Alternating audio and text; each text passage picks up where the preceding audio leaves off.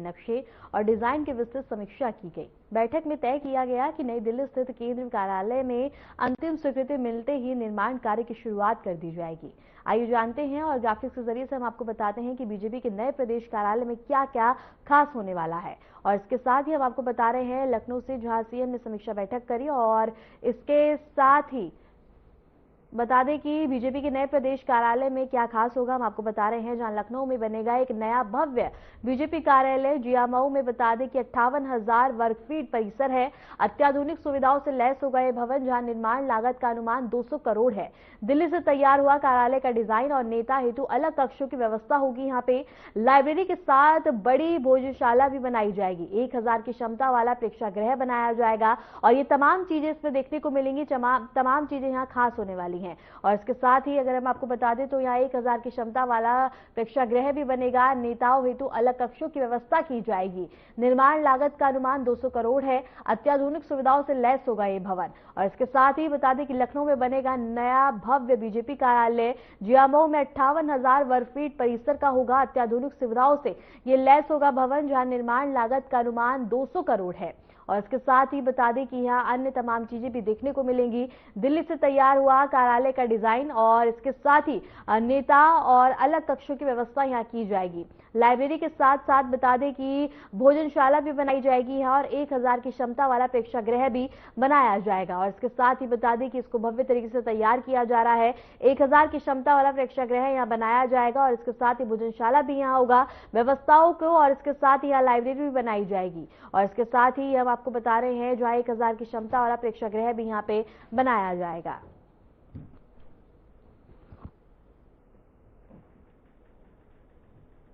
उत्तर प्रदेश के मुख्यमंत्री योगी आदित्यनाथ ने लखनऊ में आयोजित जनता दर्शन कार्यक्रम के दौरान आम नागरिकों से मुलाकात कर उनकी समस्याएं सुनी। कार्यक्रम में बड़ी संख्या में लोग अपनी शिकायतें और मांगे लेकर पहुंचे, जिन पर मुख्यमंत्री ने तुरंत संबंधित अधिकारियों को आवश्यक कार्रवाई के निर्देश दिए। सीएम योगी ने आश्वस्त किया कि किसी भी पीड़ित को न्याय से वंचित नहीं किया जाएगा और हर शिकायत का समयबद्ध समाधान कराया जाएगा। मुख्यमंत्री ने अफसरों को स्पष्ट निर्देश दिए कि जनता से जुड़े मामलों में लापरवाही बिल्कुल भी बर्दाश्त नहीं की जाएगी। अधिकारियों को मौके पर ही कई मामलों में कार्रवाई शुरू करने के आदेश भी दिए गए।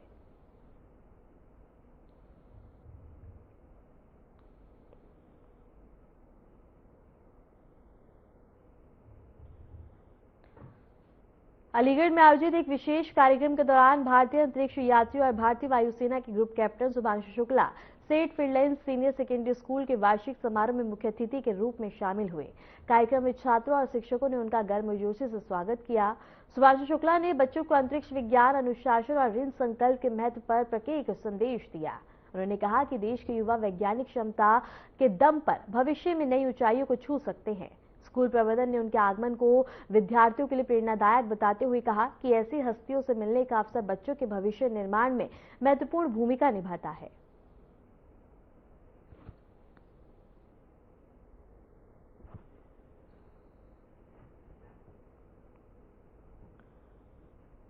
ब्रज क्षेत्र के प्रमुख संत प्रेमानंद महाराज इन दिनों ब्रज भ्रमण पर हैं। ब्रजमंडल के पावन तीर्थ गोवर्धन पहुंचे हैं, जहां उन्होंने गिरिराज महाराज की पूजा अर्चना की है। गोवर्धन पहुंचते ही भक्तों में उत्साह की लहर दौड़ गई। जैसे ही संत प्रेमानंद महाराज के आगमन की सूचना फैली, बड़ी संख्या में श्रद्धालु उनकी एक झलक पाने के लिए उमड़ पड़े। तस्वीरों में देखा जा सकता है कि महाराज श्रद्धा भाव से गिरिराज महाराज की परिक्रमा और पूजा करते हुए नजर आ रहे हैं।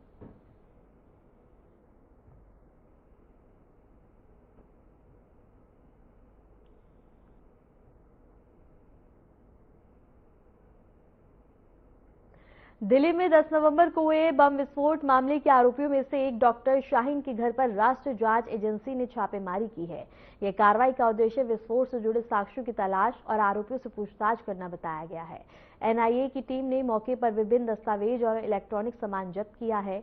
जांच एजेंसी का कहना है कि मामले में अब तक मिली जानकारी के आधार पर आगे की कार्रवाई की जाएगी।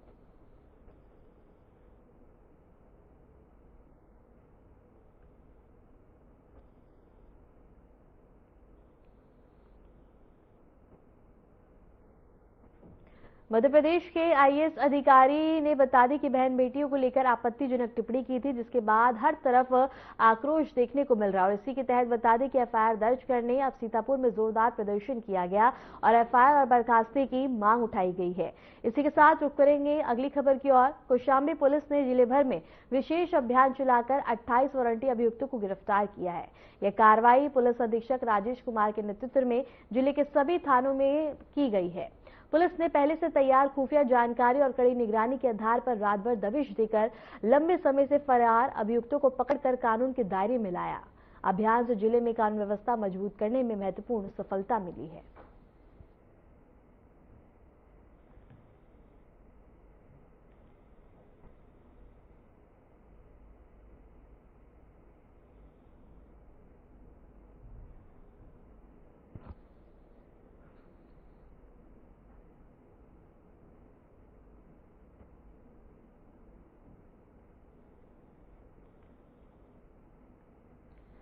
सोनभद्र में यातायात माह के दौरान पुलिस ने सख्ती दिखाई है। ट्रैफिक और थाना पुलिस ने वाहनों की चेकिंग के दौरान मॉडिफाइड साइलेंसर जब्त किए हैं और आज स्वर्ण जयंती चौक पर इन्हें बुलडोजर से नष्ट किया गया। अपर पुलिस अधीक्षक अनिल कुमार ने बताया है कि चालान के तहत 4 करोड़ 51 लाख रुपए की राशि वसूली गई, जिसमें हेलमेट ना पहनना, फोन पर बात करना और गलत साइड से वाहन चलाना शामिल है। पुलिस का कहना है कि अभियान जारी रहेगा और इसका उद्देश्य सड़क दुर्घटनाओं और मौतों को कम करना है।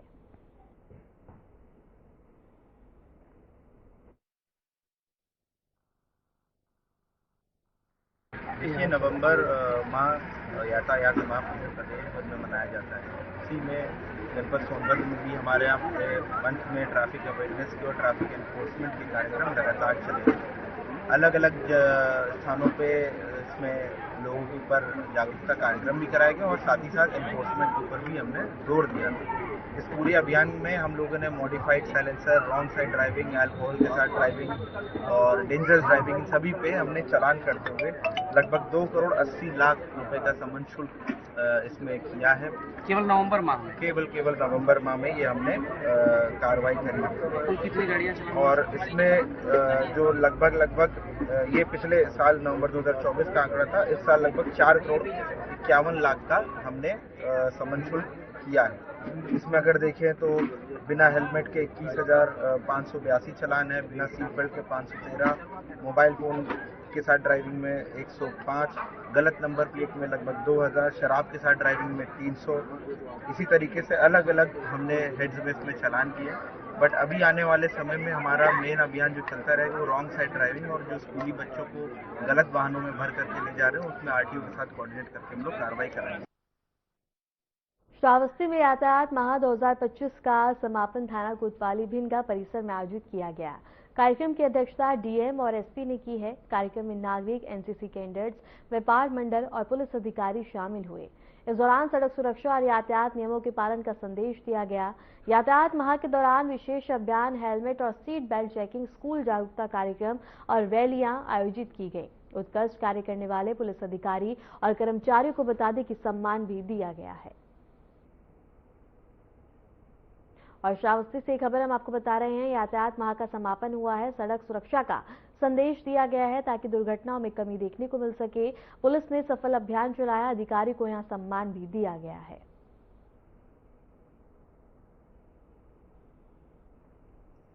और यातायात माह का समापन हुआ है। श्रावस्ती से खबर हम आपको बता रहे हैं, जहां बता दें कि सभी को जागरूक किया गया है। श्रावस्ती में यातायात माह 2025 का समापन थाना कोतवाली भिंड परिसर में आयोजित किया गया।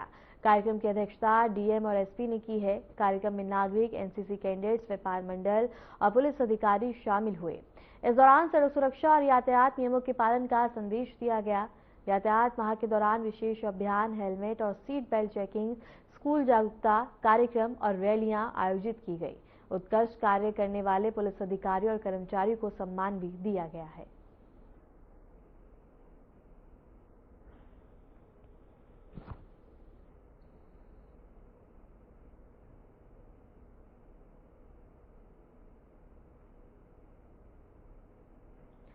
दिल्ली से झांसी आ रही हीराकुंड एक्सप्रेस में अफरा तफरी मच गई जब एक यात्री ने रेलवे कंट्रोल को मैसेज भेजकर ट्रेन में संदिग्ध लोगों की मौजूदगी की सूचना दी।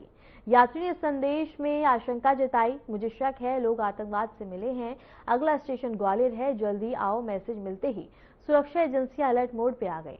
तुरंत बता दें कि ट्रेन को दतिया स्टेशन पर रोका गया, जहां जीआरपी और दतिया पुलिस ने कोच दर कोच संघन तलाशी ली। जांच के दौरान कुछ संदिग्ध लोगों को हिरासत में भी लिया गया। पुलिस उनसे लगातार पूछताछ भी कर रही है।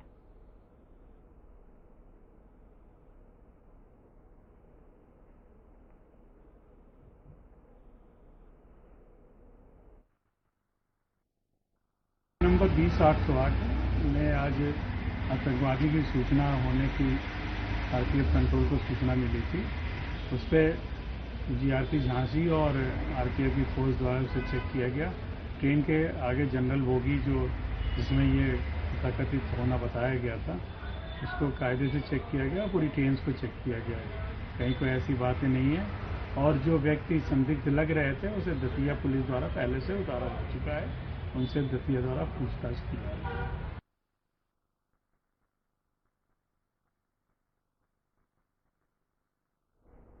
पुलिस ने गल्ला व्यापारी की हत्या का बड़ा खुलासा किया है। जांच में सामने आया है कि मृतक युवक अपनी प्रेमिका के लिए तंत्र विद्या कर वशीकरण करा के तांत्रिक के पास गया था। इसी दौरान पैसों के विवाद में तांत्रिक ने व्यापारी की हत्या कर दी। पुलिस ने आरोपी तांत्रिक को गिरफ्तार कर जेल भेज दिया है।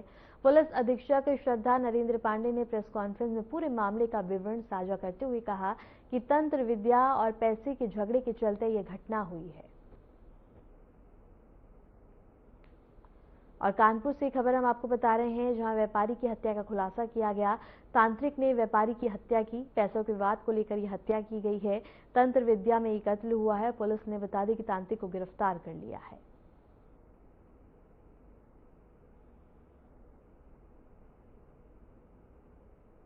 और पुलिस ने बता दी कि तांत्रिक को गिरफ्तार किया है। व्यापारी की हत्या का खुलासा किया गया है।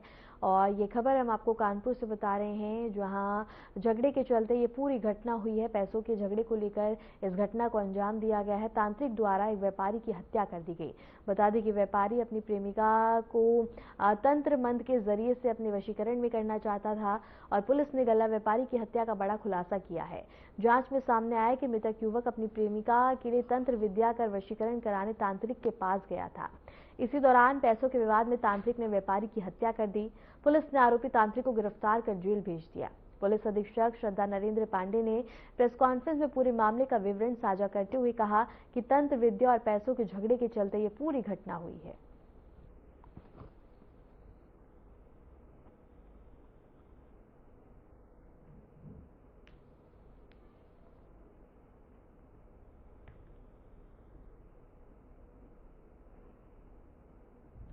और व्यापारी हत्या का खुलासा हुआ है। तांत्रिक ने व्यापारी की हत्या का पैसों के विवाद को लेकर यह हत्या हुई है। तंत्र विद्या में कत्ल हुआ है और पुलिस ने तांत्रिक को गिरफ्तार कर लिया है। और ये खबर हम आपको कानपुर से बता रहे हैं, जहां व्यापारी हत्या का खुलासा किया गया है और पैसे के वे झगड़े को लेकर यह पूरी घटना को अंजाम दिया गया है, जहां तांत्रिक द्वारा एक व्यापारी की हत्या कर दी गई। पुलिस ने गल्ला व्यापारी की हत्या का बड़ा खुलासा किया है। जांच में सामने आया है कि मृतक युवक अपनी प्रेमिका के लिए तंत्र विद्या कर वशीकरण करा के तांत्रिक के पास गया था। इसी दौरान पैसों के विवाद में तांत्रिक ने व्यापारी की हत्या कर दी। पुलिस ने आरोपी तांत्रिक को गिरफ्तार कर जेल भेज दिया है। पुलिस अधीक्षक श्रद्धा नरेंद्र पांडे ने प्रेस कॉन्फ्रेंस में पूरे मामले का विवरण साझा करते हुए कहा कि तंत्र विद्या और पैसों के झगड़े के चलते यह घटना हुई है।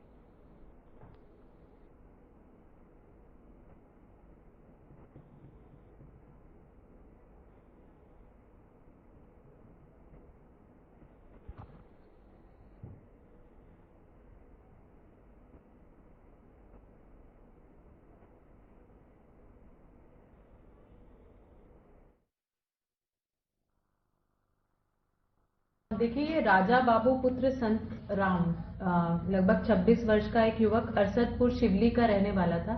इसकी हत्या हो गई थी 24/11 को।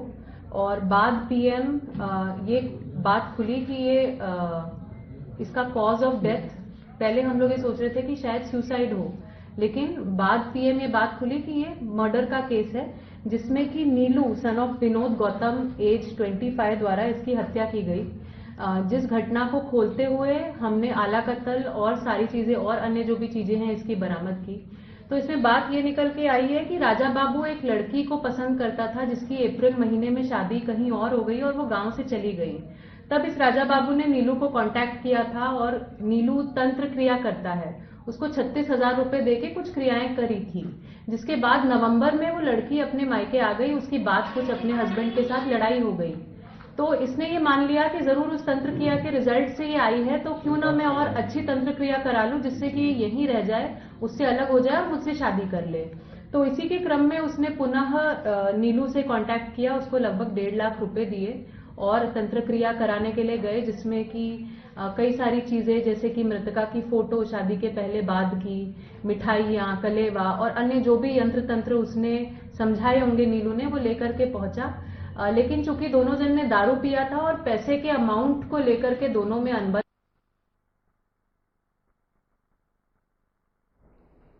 खबर आजमगढ़ से है, जहां थाना क्षेत्र में पुलिस और गौ तस्करों के बीच मुठभेड़ हो गई, जिसमें अंतर जनपदीय गौ तस्कर परवेज गोली लगने से घायल हो गया।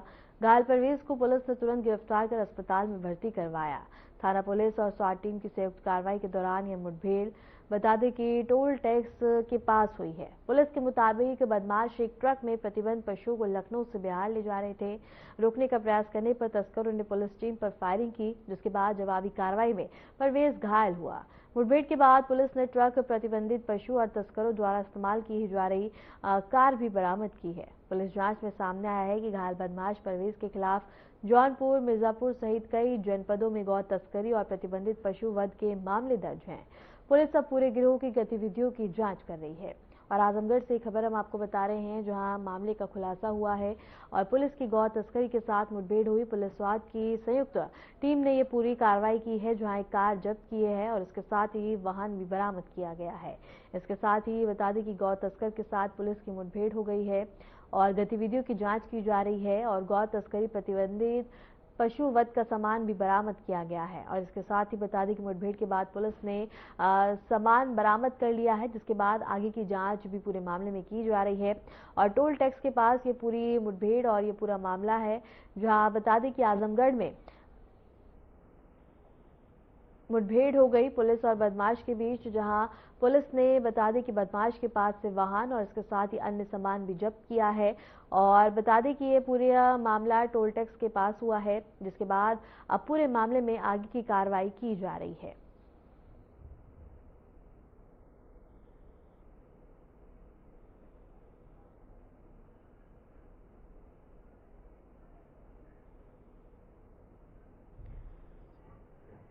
और आजमगढ़ से ये खबर हम आपको बता रहे हैं, जहां एक गौ तस्कर और पुलिस की मुठभेड़ हो गई है। मुठभेड़ में बता दें कि पुलिस ने गौ तस्कर के पास से सामान बरामद किया है, जिसके बाद बता दें कि अब पूरे मामले में आगे की कार्रवाई की जा रही है। ये पूरा मामला, ये पूरी वारदात बता दें कि टोल टैक्स के पास हुई है, जिसके बाद अब पूरे मामले में आगे की जांच पड़ताल की जाएगी। और काफी लंबे समय से ये कार्य गिरोह करता हुआ आ रहा था, जिसके बाद पुलिस ने पूरे मामले का खुलासा कर दिया है और बता दें कि वाहन को जब्त किया है। और आजमगढ़ से ये खबर हम आपको बता रहे हैं।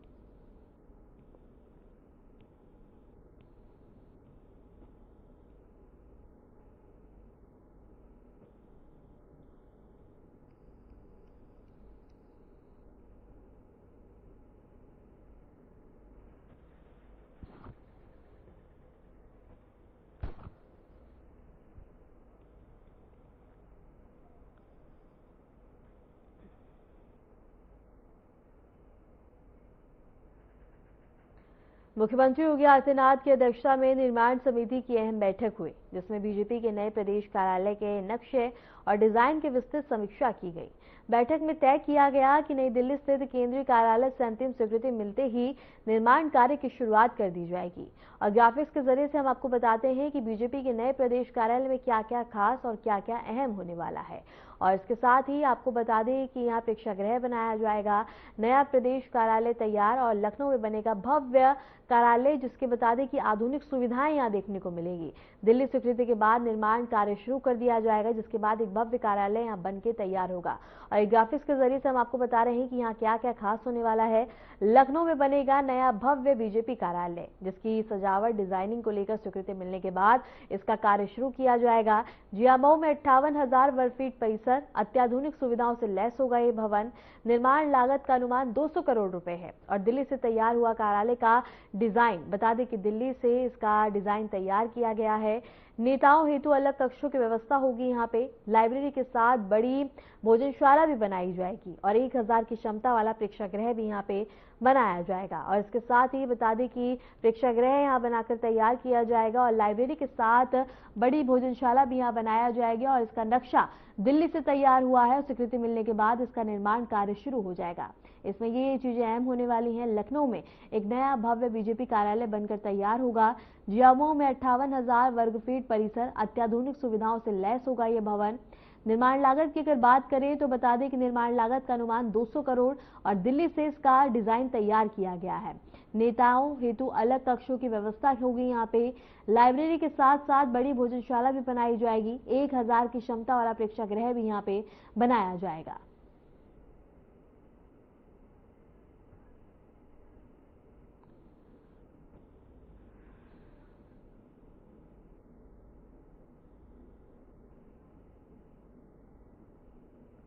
और दिल्ली से स्वीकृत होने के बाद इसका निर्माण शुरू होगा। लखनऊ से हम आपको बता रहे हैं, जहां स्वीकृति मिलने के बाद ही निर्माण कार्य की शुरुआत कर दी जाएगी। दिल्ली से इसका डिजाइन और इसके साथ ही मुख्यमंत्री योगी आदित्यनाथ की अध्यक्षता में निर्माण समिति की अहम बैठक हुई है, जिसमें बीजेपी के नए प्रदेश कार्यालय के नक्शे और डिजाइन की विस्तृत समीक्षा की गई।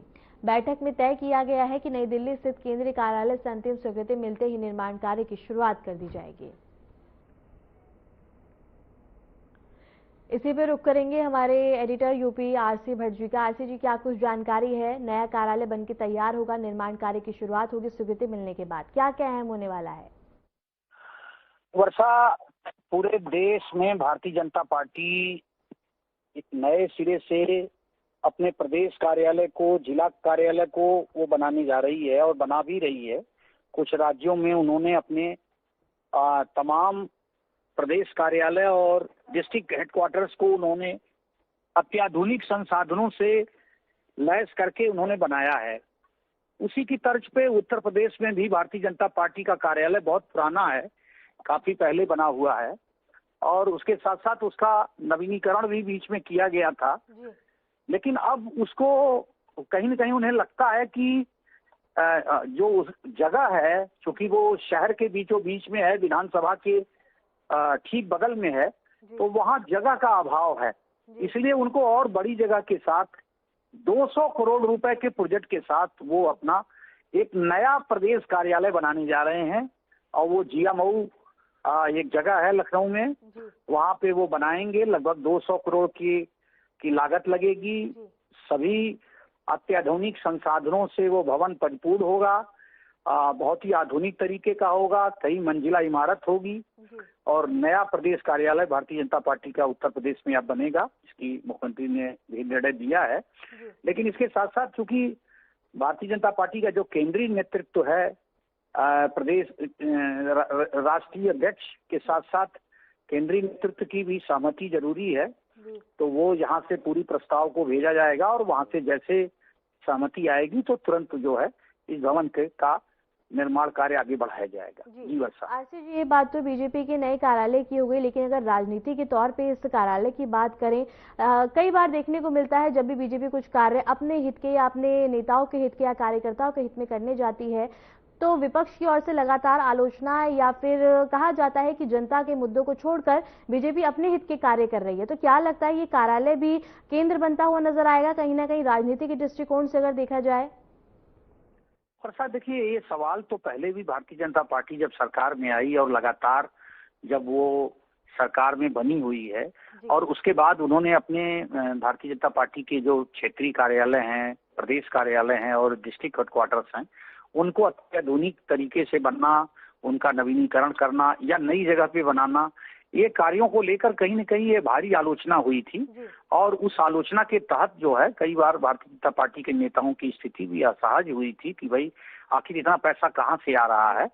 तो इसको लेकर जो है ये बड़ा सवाल उठाया जा रहा है और निश्चित रूप से भारतीय जनता पार्टी का ये कार्यालय जब शुरुआत होगा तो इस पर भी कहीं न कहीं विपक्ष की प्रतिक्रिया आएगी और वो सवाल उठाएगा।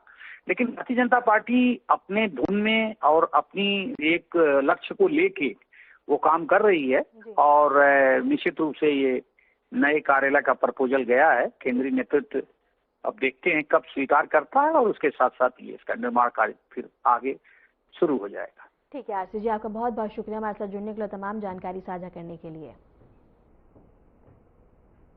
फिलहाल के लिए उत्तर प्रदेश की खबरों में इतना ही। नमस्कार।